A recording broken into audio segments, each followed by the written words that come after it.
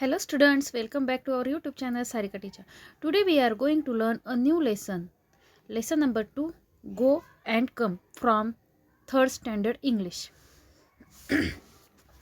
This is adapted from Go and Come by Lauda E. Richards. Okay, so let's start the lesson.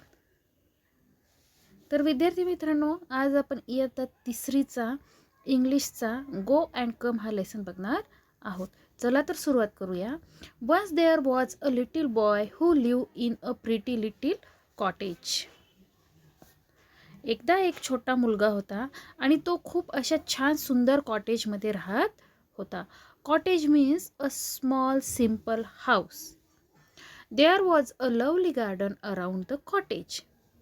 आणि कॉटेजच्या अवतीभोवती खूप छान असं सुंदर असं गार्डन होतं.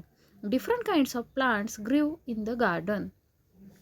तिथे विविध प्रकारचे प्लांट्स, झाडे झुडपे वाढलेले होते. And so there was a lot of work to do there. आणि त्यामुळेच तिथे खूप काम होतं, करण्यासारखं खूप काम होतं.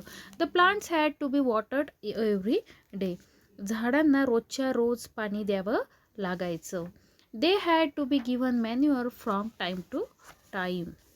Manure means material mix with soil to help plants grow. Plants grow होण्यासाठी जे आपण खत वगैरे टाकतो त्याला मॅन्युअर म्हणतात, म्हणजेच खत. तर झाडांची वाढ योग्य व्हावी म्हणून आपण त्याला खत घालतो. खत घातले की ते प्लांट्स काय होतं, व्यवस्थित ग्रो होतं. They had to be cut and prune at the right time. Prune means remove dead and unwanted parts of the plant to help them grow. तर प्लांट्सची ग्रोथ व्यवस्थित व्हावी यासाठी आपल्याला त्याला पाणी द्यावं लागतं, खत द्यावं लागतं. त्याचप्रमाणे प्लांट्सचे जे डेड पार्ट्स असतात ते वेळेच्या वेळी कट करावे लागतात. त्यामुळे काय होतं, प्लांट जे ते अतिशय व्यवस्थित असं ग्रो होतं. The garden needed weeding and cleaning. Weeding means removing troublesome. झाडाव्यतिरिक्त जे गवत आहे, अनवॉन्टेड प्लांट्स आहेत ते काढून टाकणे, याला काय म्हणतात, weeding. Everybody in the little boy's family helped to take care of garden. या लिटिल बॉयच्या फॅमिलीमधील सगळे सदस्य या गार्डनची खूप काळजी घेत असत. The boy had a strict uncle who came to stay with them for a few days. या मुलाचे एक अंकल असतात की जे खूप स्ट्रिक्ट होते आणि हे अंकल काही दिवसांसाठी या मुलाकडे राहण्यासाठी आले होते. The uncle believe in hard work and discipline. त्या अंकलचा विश्वास होता हार्डवर्क आणि डिसिप्लिनवर, म्हणजेच कष्ट आणि शिस्त यावर त्यांचा गाढ विश्वास होता. One day he saw that the boy was playing around in the house. एके दिवशी अंकलने बघितलं की हा लिटिल बॉय काय करत आहे, घरामध्ये खेळत आहे. Little boy said the uncle, you would be far better at work. काय म्हणाले ते अंकल, मुला तू काम केले पाहिजेस. Your garden needs weeding sadly. Go now and weed it. तुझी ही बाग आहे, या बागेमध्ये विडिंगची गरज आहे. Your guard needs weeding sadly. Go now and weed it. लगेच आत्ता जा आणि ते गार्डन वीड कर. Like a good child. एका चांगल्या मुलाप्रमाणे आत्ताच्या आत्ता लगेच जा आणि ते गार्डन वीड कर, क्लीन कर. But the little boy did not feel like weeding that day. पण त्या दिवशी त्या मुलाचं गार्डन वीड करायचं काही मन नव्हतं. I can't do it, he said. मी हे नाही करू शकणार, असा तो छोटा मुलगा त्याच्या अंकलला म्हणाला. Oh yes you can, said the uncle. यावर अंकल म्हणाले, तू करू शकतोस. Well I don't want to, not just now, said the little boy. Little boy काय म्हणाले की नाही, मला आत्ता नाही करावं वाटत आहे. त्या छोट्या मुलाचं काही मनच नव्हतं.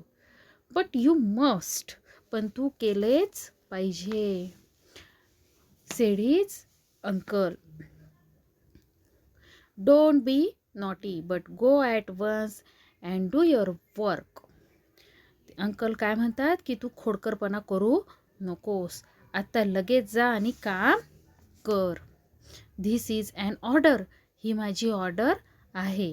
Gate up and go. लगेच उठ आणि जा. Get up and go. लगेच उठ आणि जा. The uncle was himself a hard working man. हे जे अंकल होते ते खूप हार्ड वर्किंग होते.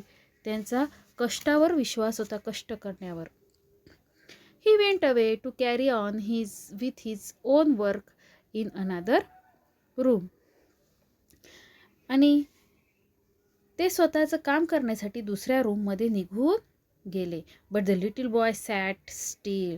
पण तो लिटिल बॉय तिथेच तसाच बसून राहिला. He fell that his uncle was being unfair. आणि त्याला असं वाटलं की त्याचे अंकल त्याच्याशी काही चांगले वागत नाही आहेत. His chin began to wobble. He had a lump in his throat and his eyes well up. Well up means fill with water, tears. त्या मुलाचे डोळे भरून आले. या मुलाला असं वाटत होतं की त्याचे अंकल काही त्याच्याबरोबर नीट वागत नाही आहेत, खूप स्ट्रिक्ट वागत आहेत. आणि म्हणून त्याचे चीन जे आहे ते काय करू झाले, थरथरू लागले आणि त्याचे डोळे भरून आले. आणि त्याच्या घशामध्ये आपल्याला रडू आल्यानंतर कसा आवंडा येतो तसं त्याला आवंडा आल्यासारखं झालं. He had a lump in his throat means आवंडा येणे. Just then his mother walk in. आणि तेव्हाच त्याची आई आतमध्ये आली. What's the matter little boy. आई काय म्हणाली, काय झालं बाळा. She ask, why do you look so unhappy. आणि तू असा का दिसत आहेस. जेव्हा एखादा मुलगा रडवला होतो तेव्हा त्याचा चेहरा वेगळाच दिसतो. आणि या छोट्या मुलाच्या आईला पण ते ओळखू आले. म्हणून त्याची आई त्याला विचारते, why do you look so unhappy. तू एवढा सॅड का दिसते, एवढा अनहॅपी का दिसते. Uncle told me to weed the garden said the little boy. तो छोटा मुलगा सांगतो त्याच्या आईला की हे जे अंकल आहेत ना त्यांनी मला गार्डन वीड करायचे सांगितले. Oh said his mother, what fun that will be. त्याची आई म्हणते, वाव किती छान, गार्डन वीड करताना खूप गंमत येते. I love to weed. मला खूप आवडतं गार्डन वीड करायला. And it is such a fine day. Can I came and help you to weed. आणि काय म्हणते त्याची आई की खूप छान असा आजचा जो दिवस आहे खूप छान आहे. मी तुझ्याबरोबर येऊ शकते का, तुला गार्डन वीड करायला मदत करू शकते का. Why yes said the boy. मग तो बॉय काय म्हणाला, हो नक्कीच. Come let's do it now said his mother. त्याची आई म्हणाली, चल आता लगेच आपण करूयात. The boy got up and readily and went outside with his mother. आणि तो मुलगा आता आनंदाने लगेचच उठला आणि त्याच्या आईबरोबर बाहेर गेला. कशासाठी, वीड करण्यासाठी. The two of them weeded the garden beautifully and had a very good time together, working and chatting and laughing. आणि मग त्या दोघांनी गार्डनमध्ये खूप छान प्रकारे वीड केलं आणि दोघांनी एकमेकांबरोबर खूप छान प्रकारे वेळ घालवला. त्यांनी खूप छान काम केलं, एकत्र गप्पा मारल्या आणि खूप हसले. वर्किंग केलं, चॅटिंग केलं आणि लाफिंग. चॅटिंग म्हणजेच गप्पा केल्यात, लाफिंग म्हणजे हसले. Okay. This story is adapted from go and come by Laura E Richards. तर ही स्टोरी या बुकमधनं घेण्यात आलेली आहे. I hope you understand it. या गो अँड कमचे क्वेश्चन आन्सर जे आहेत ते आपण आपल्या नेक्स्ट व्हिडिओमध्ये बघूयात. Okay. I hope you understand this lesson. तेव्हा पुन्हा भेटूयात आपल्या नेक्स्ट व्हिडिओमध्ये. तोपर्यंत बाय.